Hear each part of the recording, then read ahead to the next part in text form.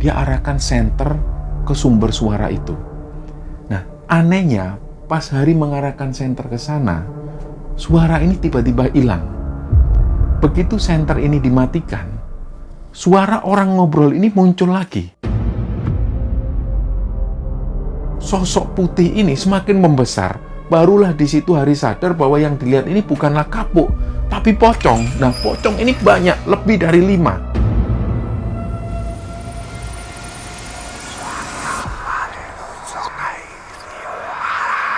Dia mendengar ada suara aneh. Suara ini bukan suara binatang, tapi seperti suara tarikan nafas manusia. Jadi kayak ada suara orang itu yang kesusahan untuk nafas. Kira-kira suaranya itu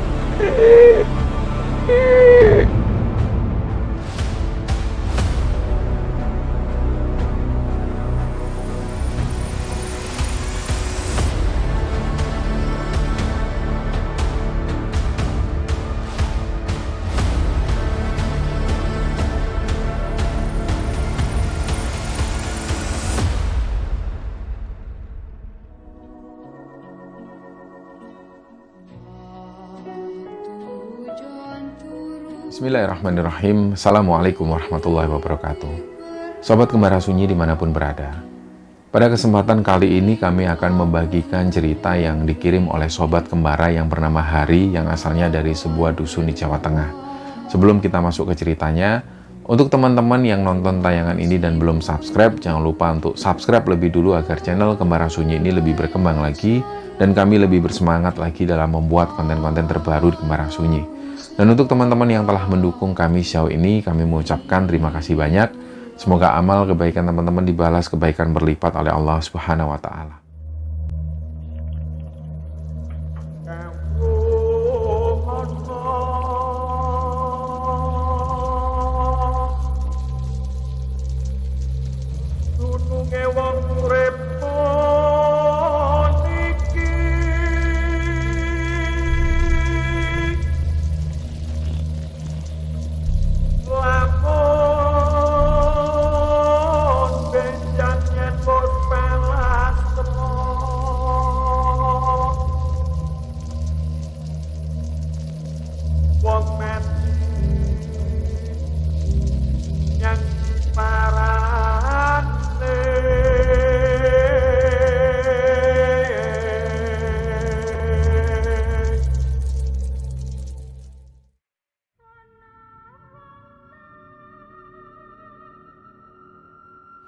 Cerita kali ini teman-teman, ceritanya dikirim oleh Sobat Kembara. Namanya Mas Hari Sulistianto, asalnya dari sebuah dusun di Jawa Tengah. Jadi kalau di episode kemarin, kami juga menceritakan cerita yang dikirim juga oleh Sobat Kembara. Namanya sama, Mas Hari juga, tapi kali ini Mas Hari yang berbeda. Nah, kisah ini dialami oleh Mas Hari sendiri. Dan kejadiannya di sekitaran tahun 2015 di bulan Maret. Nah, karena kejadian ini terjadi di sebuah daerah yang lokasinya sangat dikenal oleh warga Jawa Tengah, jadi di sini Mas Hari menyamarkan nama daerahnya. Karena kalau disebutkan nama daerahnya sudah pasti warga yang ada di sana pasti tahu tempat ini. Lokasi ini adalah lokasi hutan lindung, di mana hutan ini juga dikenal sangat angker. Jadi dalam cerita ini Mas Hari nggak mau mendiskreditkan tempat ini, karena belum tentu juga semua orang mengalami hal yang sama dengan yang dialami oleh Mas Hari. Nah, sampai-sampai pada saat setelah mengalami cerita ini, Mas Hari itu nggak menceritakan cerita ini ke istri dan juga ke keluarganya, saking takutnya. Barulah di sekitaran tahun 2021, pada saat Mas Hari dan keluarga ini pindah ke Lampung, barulah beliau menceritakan cerita ini ke istri dan juga ke keluarganya.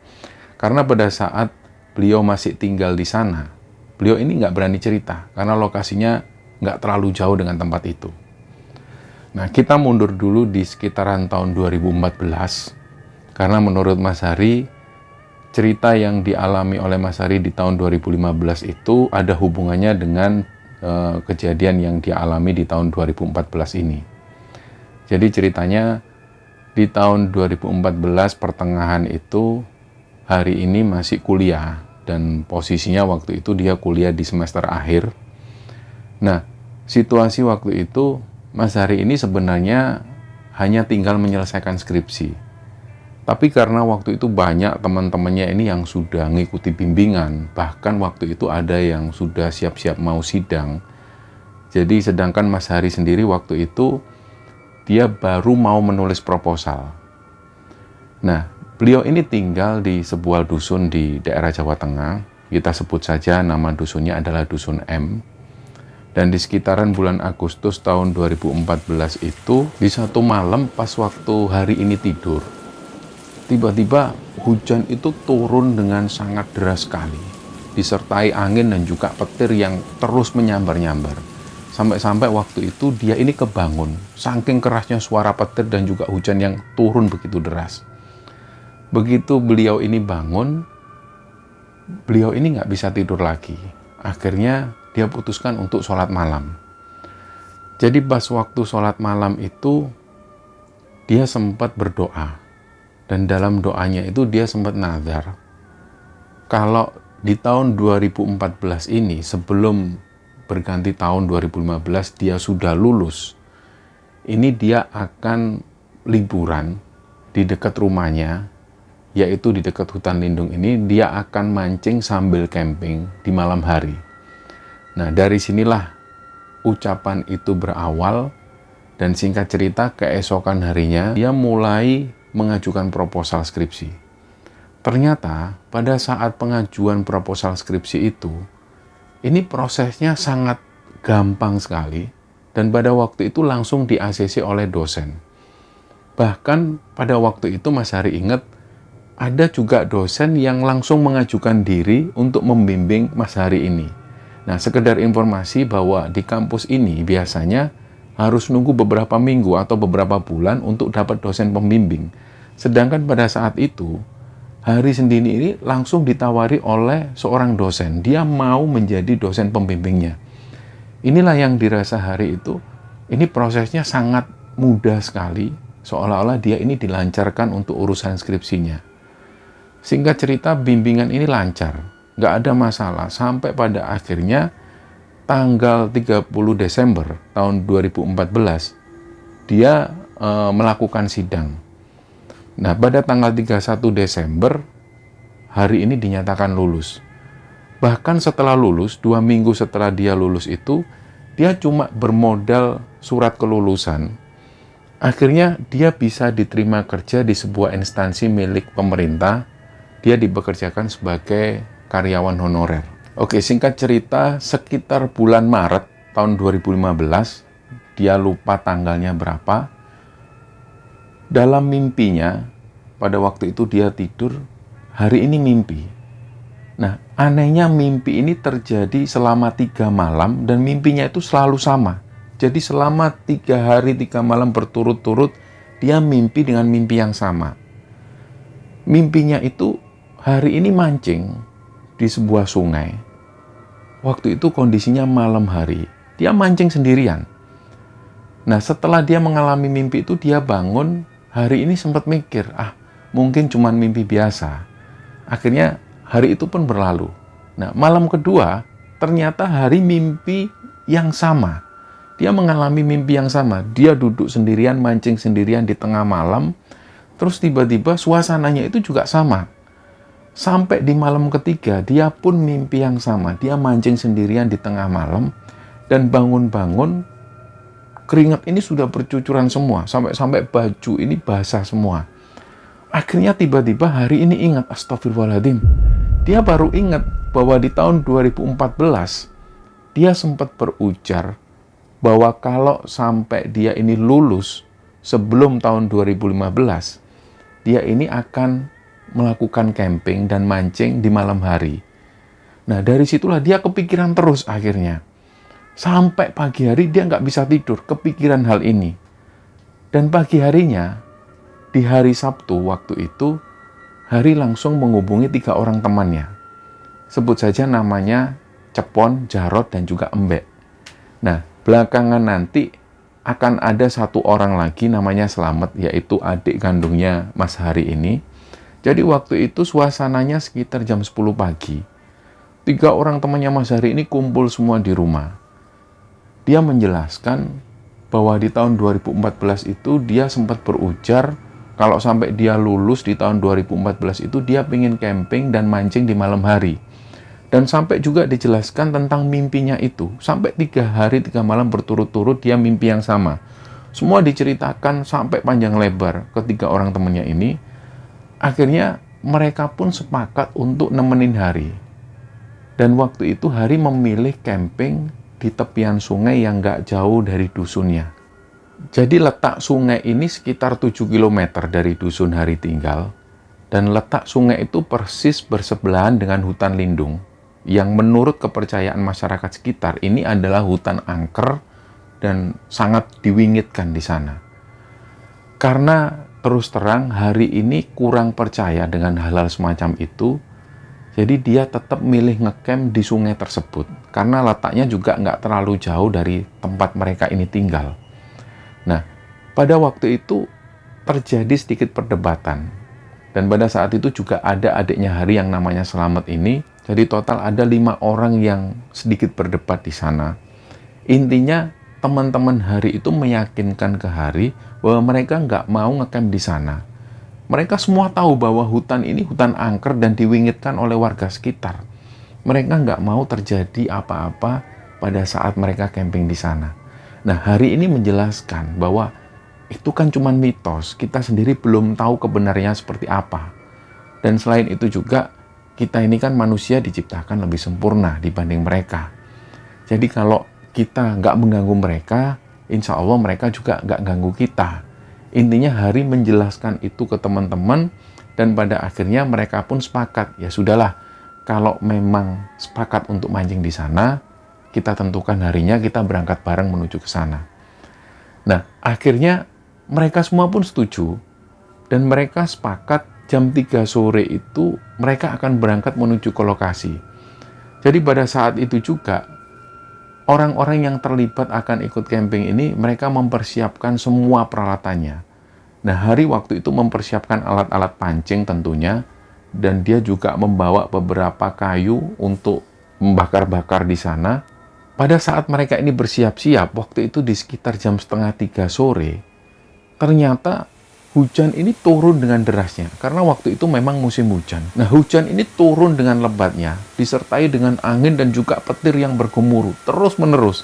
Dan ternyata hujan ini turun sangat lama sekali, sampai waktu itu di sekitar jam 7 malam, hujan ini belum berhenti. Mereka akhirnya mulai ada rasa galau. Masing-masing dari mereka ini mulai gamang. Nah, akhirnya Hari ini bilang ke anak-anak yang lain, ini gimana? Kalian masih mau ikut nggak? Tapi kalaupun kalian nanti nggak ikut, nggak apa-apa, aku berangkat sendiri. Nah, mereka sempat diam waktu itu. Sampai sekitar jam 8:30 malam, mereka belum ngasih keputusan. Baru Hari ini tanya lagi, ini gimana? Jadi berangkat atau enggak? Kalau enggak jadi nggak apa-apa, aku berangkat sendirian. Nah, tiba-tiba yang pertama kali jawab ini adalah adiknya Hari yang namanya Slamet. Dia bilang, aku melu mas, aku ikut mas. Disusul dengan teman-teman yang lain. Akhirnya semua sepakat, semua ikut. Setelah mereka semua sepakat untuk ikut, sekitar jam 9 malam, hujan ini sudah mulai reda. Jadi hujan yang mulai turun dari jam 2:30 sore itu, baru reda di sekitar jam 9 malam. Setelah itu mereka cek lagi logistik dan lain sebagainya. Setelah semua dirasa cukup, lengkap, mereka berangkat. Jadi jam 9 malam lebih lah mereka berangkat naik motor menuju ke lokasi yang dimaksud. Nah, perjalanan awal itu memakan waktu sekitar 20 menitan untuk sampai di tepian hutan. Mereka mulai masuk hutan. Mereka ini masuk hutan di sisi sebelah selatan dan keluarnya itu di sisi utara. Gak lama setelah itu mereka melanjutkan perjalanan sekitar 15-20 menitan. Jadi di situ ada semacam jalan raya beraspal yang membelah hutan tersebut. Nah, anehnya, setelah mereka melewati hutan itu, pas waktu mereka ini masuk jalan setapak, mereka itu melihat jalan ini benar-benar kering. Bahkan jalannya itu berdebu. Jadi kayak nggak ada tanda-tanda bahwa baru saja diguyur hujan jalan ini. Padahal hujan ini sudah turun dari siang hari. Bahkan baru reda jam 9 malam. Mereka mulai menepis pikiran yang aneh-aneh. Jadi teman-teman yang lain itu mulai ada yang membangun tenda, ada juga yang mulai menyalakan api unggun. Hari sendiri siap-siap mulai merakit pancing. Ya karena memang tujuan utama mereka di sana itu adalah mancing. Hari mulai pergi ke pinggiran sungai yang nggak jauh dari tenda, sekitar 10 meter lah dari tenda. Terus di situ Hari mulai mancing. Nah, di sebelahnya itu ada pohon mahoni, yang pohonnya ini juga lumayan besar. Mulailah di situ dia mancing. Nggak seberapa lama, temannya Hari yang namanya Jarot itu ikut-ikutan mancing di sana. Dia duduk persis di sebelahnya Hari. Nah, setelah umpan ini dilempar, mulai ada ikan yang menyambar. Begitupun juga temannya Hari yang namanya Jarot ini. Kailnya itu juga disambar oleh ikan, dan ikannya itu benar-benar besar. Mereka akhirnya senang, mereka melanjutkan lagi mancing, dan hal itu sampai 15 menitan. Jadi selama 15 menit, pancing mereka ini terus menyambar ikan. Ternyata setelah si Hari dapat ikan, mulailah banyak kejadian-kejadian aneh yang muncul. Jadi dari arah sebelah kanan, itu dia dengar ada orang ngobrol. Kayaknya si Jarot ini juga dengar ada orang yang ngobrol. Jadi mereka berdua itu sempat saling melihat, agak kaget. Terus si Hari tanya ke Jarot sambil bisik-bisik, kok ada orang ngobrol? Nah, dalam hati si Hari ini, dia sempat memberanikan diri, dia arahkan senter ke sumber suara itu. Nah, anehnya pas Hari mengarahkan senter ke sana, suara ini tiba-tiba hilang. Begitu senter ini dimatikan, suara orang ngobrol ini muncul lagi. Waktu itu Hari kaget. Sempat dia ini memandang ke arah Jarot lagi. Akhirnya secara otomatis senter ini dinyalakan lagi, diarahkan ke sumber suara itu. Begitu senter diarahkan lagi ke sana, suara orang ngobrol ini nggak terdengar lagi. Setelah nggak ada suara apa-apa lagi, senter dimatikan lagi. Dia fokus mancing lagi. Ternyata begitu senter ini mati, muncul lagi suara orang yang ngobrol. Akhirnya untuk yang ketiga kalinya, Hari menyalakan senter lagi, senter diarahkan ke sumber suara orang yang ngobrol itu. Ternyata setelah senter diarahkan ke sana, suara ini diam lagi, nggak ada suara lagi. Jadi setelah itu, Hari sudah mulai merasa ada yang nggak beres. Dia sempat memandang ke arah Jarot. Jarot itu juga raut wajahnya kelihatan panik. Nah, ternyata nggak lama kemudian dari arah hilir, sungai ini memang agak dalam. Kedalamannya itu sekitar 2 meter lebih lah. Tiba-tiba dari arah hilir, Hari ini sempat melihat ada sosok bayangan hitam. Jadi kayak ada orang jalan, tapi ini sosoknya hitam. Nah, anehnya, sosok bayangan hitam yang jalan di tengah-tengah sungai itu, ini dia jalan dan sungai itu seukuran perutnya. Jadi Hari waktu itu sempat kaget melihat sosok bayangan yang jalan di tengah sungai ini. Dia sempat membayangkan sungai dengan kedalaman seperti ini, tapi kok ada orang yang jalan, tapi dia nggak tenggelam. Dia sempat membayangkan betapa tingginya orang ini.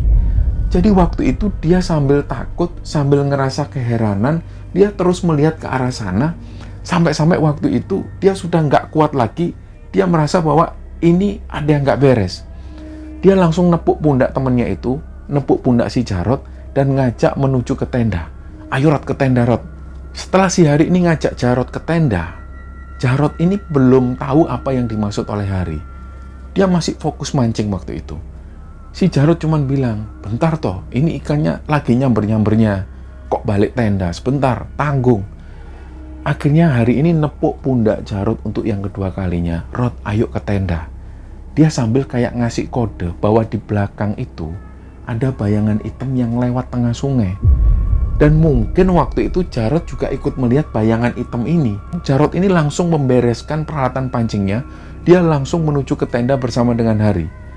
Nah, begitu sampai di tenda, ternyata teman-teman yang lain sudah masuk dalam tenda.